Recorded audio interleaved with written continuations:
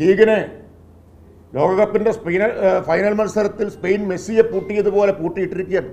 നോക്കൂ, കേരളത്തിലെ തദ്ദേശ സ്ഥാപനങ്ങളുടെ 1200 തദ്ദേശ സ്ഥാപനങ്ങൾ ഇന്ന് നിശ്ചലാവസ്ഥയിലാണ്, പരിപൂർണമായ സ്തംഭനത്തിലാണ്. അത് ജനങ്ങളെ ബാധിക്കുകയാണ്. ഏതെല്ലാം തരത്തിലാണത് ജനങ്ങളെ ബാധിച്ചുകൊണ്ടിരിക്കുന്നത്?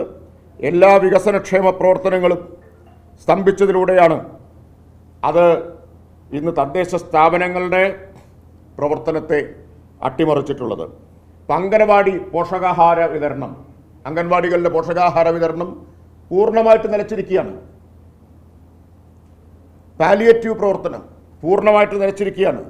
ബഡ് സ്കൂളുകൾക്ക് ഈ ഫണ്ട് കിട്ടാത്തത് കൊണ്ട് ബഡ് സ്കൂളിലെ അധ്യാപകരുടെയും ജീവനക്കാരുടെയും വേതനം, കുട്ടികളെ കൊണ്ടുവരുന്ന വാഹനത്തിൻ്റെ പൈസ, ഭക്ഷണത്തിൻ്റെ പൈസ ഒന്നും കൊടുക്കാൻ നിർവാഹമില്ലാത്ത സ്ഥിതിയാണ്. ഇപ്പോൾ ഹോസ്പിറ്റലുകളിൽ പകർച്ചവ്യാധി പടർന്നു പിടിക്കുകയാണ്. ഹോസ്പിറ്റലുകളിൽ ഡോക്ടർ, ഫാർമസിസ്റ്റ് എന്നിവരെയൊക്കെ ഏർപ്പെടുത്തിയിട്ടുണ്ട്. LDF സർക്കാരിൻ്റെ കാലത്താണ് ഉച്ചയ്ക്ക് 1 മണി വരെ ഡോക്ടറെ അനുവദിച്ചിരുന്നതിന് പകരം ഉച്ചയ്ക്ക് ശേഷം 1 മണിക്ക് ശേഷം ഈവനിങ് OP തുടങ്ങാൻ തീരുമാനിച്ചത് LDF സർക്കാരാണ്.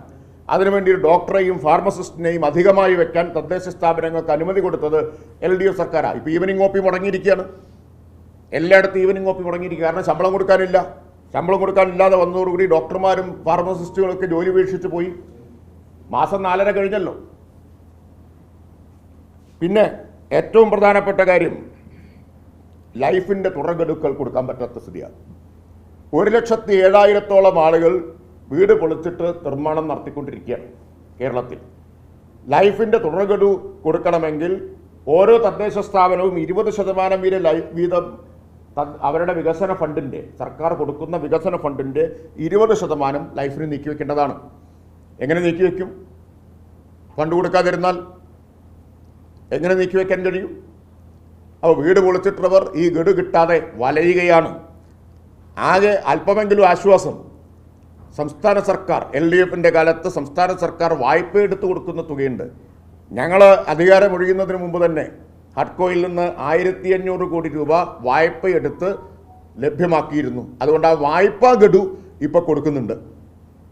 വായ്പാ ഗഡു കൊടുക്കാനുള്ള സൗകര്യം ഞങ്ങൾ ചെയ്തു വെച്ചിട്ടുണ്ടായിരുന്നു. 1500 കോടി സംസ്ഥാന സർക്കാരിൻ്റെ ഗ്യാരണ്ടിയോടുകൂടി വായ്പയെടുത്ത് KURDFC എന്ന തദ്ദേശ വകുപ്പിൻ്റെ ധനകാര്യ സ്ഥാപനം മുഖേന എല്ലാ തദ്ദേശ സ്ഥാപനങ്ങൾക്കും ലഭ്യമാക്കി. അതുകൊണ്ട് ആ വായ്പാ ഗഡു മാത്രമേ കൊടുക്കാൻ പറ്റുന്നുള്ളൂ. തദ്ദേശ സ്ഥാപനത്തിൻ്റെ ഗഡു കൊടുക്കാൻ പറ്റുന്നില്ല. അത് കൊടുക്കണമെങ്കിലോ ഗവൺമെൻറ്റിൻ്റെ ഫണ്ട് കൊടുക്കണം, വികസന ഫണ്ടിൻ്റെ ആദ്യ ഗഡു കൊടുക്കണം. അത് കൊടുത്തിട്ടില്ല. ഇങ്ങനെ സാർവത്രികമായിട്ടുള്ള പ്രതിസന്ധി സൃഷ്ടിച്ചിരിക്കുകയാണ് UDF ഗവൺമെൻറ്. ഇപ്പോൾ കഴിഞ്ഞ തദ്ദേശ സ്ഥാപനങ്ങളുടെ തെരഞ്ഞെടുപ്പിലും ഭൂരിപക്ഷം ജയിച്ചത് ഇവരാണല്ലോ. ഞാൻ സംസാരിക്കുന്നത് കക്ഷി രാഷ്ട്രീയത്തിൻ്റെ അടിസ്ഥാനത്തിലല്ല.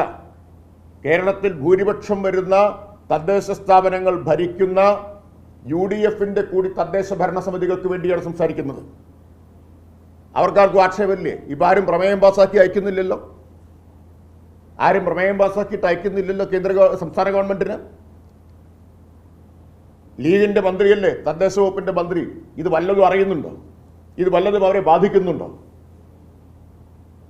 ലീഗ് നട്ടല് VD സതീശിനെ പണയപ്പെടുത്തിയിരിക്കുകയാണ്. അല്ലെങ്കിൽ ആത്മാഭിമാനമുള്ള ഒരു മന്ത്രിക്ക് ഇത് അനുവദിച്ചു കൊടുക്കാൻ പറ്റുമോ? 4.5 മാസമായിട്ട് ഒരു നടപടിയും ഒരു ഗവൺമെൻറ് സ്വീകരിക്കാതിരിക്കുകയാണ്. കേന്ദ്ര ധനകാര്യ കമ്മീഷന്റെ ശുപാർശകളിലെ അസന്തുലിതാവസ്ഥ പരിഹരിക്കാൻ വേണ്ടി അടിയന്തരമായി സംസ്ഥാന ധനകാര്യ കമ്മീഷൻ സപ്ലിമെൻ്ററി റിപ്പോർട്ട് കൊടുത്തിട്ട് അതൊന്ന് അസംബ്ലിയിൽ വെക്കാൻ പോലും തയ്യാറായില്ല എന്ന് പറഞ്ഞാൽ എന്തൊരു സർക്കാരാണത്? എന്തൊരു സർക്കാരാണ്? സോഫ്റ്റ്വെയറിൽ വേണ്ട ക്രമീകരണം പോലും ഇതുവരെ നടത്തിയിട്ടില്ല. അതിന് വാലിഡേഷൻ നടത്തിയിട്ടില്ല. എന്താണ് ഇവരുടെ മുൻഗണന? മുൻഗണന എന്താണെന്ന് നമ്മൾ കണ്ടതാണ്. ബക്കാഡിയുടെ ഫയൽ 3 ദിവസം കൊണ്ട് പൊങ്ങിയല്ലോ. 3 ദിവസം കൊണ്ട് മുഖ്യമന്ത്രിയുടെ അടുത്തെത്തി അംഗീകാരം കൊടുത്തു, ബജറ്റിൽ വെച്ച് പ്രഖ്യാപിച്ചല്ലോ മദ്യ കമ്പനിക്ക് നികുതി ഇളവ് കൊടുക്കാനുള്ളത്. അപ്പോൾ മുൻഗണന അതാണ്. പ്ലീഡർ നിയമനം, RSSകാരെ മുഴുവൻ പ്ലീഡർമാരായിട്ട് നിയമിക്കാൻ ചടുലമായിട്ട് ഫയൽ നീങ്ങിയല്ലോ. അപ്പം അതൊക്കെയാണ് മുൻഗണന. കേരളത്തിൽ അംഗൻവാടി കുട്ടികളുടെ പോഷകാഹാര വിതരണം മുടക്കിയ ആശുപത്രികളിലെ ഡോക്ടർ ഫാർമസിസ്റ്റുകൾക്ക് ശമ്പളം കൊടുക്കാൻ നിർവാഹമില്ലാതെ ഈവനിംഗ് ഒപ്പികൾ മുടക്കിയ, ബഡ് സ്കൂളിൻ്റെ പ്രവർത്തനം അവതാളത്തിലാക്കിയ ഈ പ്രതിസന്ധി സൃഷ്ടിച്ചത് UDF ഗവൺമെൻറ്. പ്രധാനമായിട്ട് മുഖ്യ ഉത്തരവാദിത്വം ധനകാര്യമന്ത്രിക്കും, രണ്ടാമത്തെ ഉത്തരവാദിത്വം തദ്ദേശ വകുപ്പ് മന്ത്രിക്കാണ്. തദ്ദേശ വകുപ്പ് മന്ത്രി, അതിന് നേതൃത്വം കൊടുക്കുന്ന ലീഗ്, അവർ വാ തുറന്ന് ആവശ്യപ്പെടണ്ടേ? മാസം 4.5 കഴിഞ്ഞിരിക്കുന്നു, എന്താണ് ഈ ഫണ്ട് അനുവദിക്കാത്തത് എന്ന് വാ തുറന്നൊന്ന് ആവശ്യപ്പെടണ്ടേ? അതിന് പോലും നട്ടലില്ലാതായോ? ലീഗിനെ ലോകകപ്പിൻ്റെ ഫൈനൽ മത്സരത്തിൽ സ്പെയിൻ മെസ്സിയെ പൂട്ടിയതുപോലെ പൂട്ടിയിട്ടിരിക്കുകയാണ്. സ്വന്തം വകുപ്പിൻ്റെ കാര്യത്തിൽ ഇത്ര ഗുരുതരമായിട്ടുള്ള അവഗണന മുഖ്യമന്ത്രി കാണിച്ചിട്ട് ഒരക്ഷരം മിണ്ടാനോ ഈ ഫണ്ടൊന്ന് വാങ്ങിക്കൊടുക്കാനോ ഇവർക്ക് കഴിയുന്നുണ്ടോ? ഈ ഫണ്ട് വാങ്ങിക്കൊടുക്കേണ്ടത് തദ്ദേശ വകുപ്പല്ലേ? അതിനാവശ്യമായ ഇടപെടൽ നടത്തണ്ടേ, സമ്മർദ്ദം ചെലുത്തണ്ടേ? അതുകൊണ്ടാണ് ഞാൻ പറഞ്ഞത്, ഞാൻ അവർക്ക് വേണ്ടി കൂടിയാണ് സംസാരിക്കുന്നത്. എനിക്കറിയില്ല, ഇനിയിപ്പോൾ തദ്ദേശ മന്ത്രി, വൈദ്യുത മന്ത്രി പറഞ്ഞതുപോലെ മഴ പെയ്യാൻ പ്രാർത്ഥിക്കാം എന്ന് പറഞ്ഞതുപോലെ ഫണ്ട് കിട്ടാൻ പ്രാർത്ഥിക്കാം എന്ന് പറയുമെന്ന് എനിക്ക് അറിഞ്ഞൂടാ. VD സതീശൻ്റെ മുമ്പിൽ പോയിട്ട് പ്രാർത്ഥിക്കുകയോ യാചിക്കുകയോ ചെയ്യാനെങ്കിലും ലീഗിൻ്റെ തദ്ദേശ മന്ത്രി തയ്യാറാവുമോ? അതോ ഇനി കേരളത്തിലെ തദ്ദേശ സ്ഥാപനങ്ങളുടെ അധ്യക്ഷന്മാരോടെല്ലാം പോയിട്ട് പ്രാർത്ഥിക്കാൻ പറയുമോ? എന്തൊരു അനാസ്ഥയാണിതെന്ന് ആലോചിച്ച് നോക്കൂ.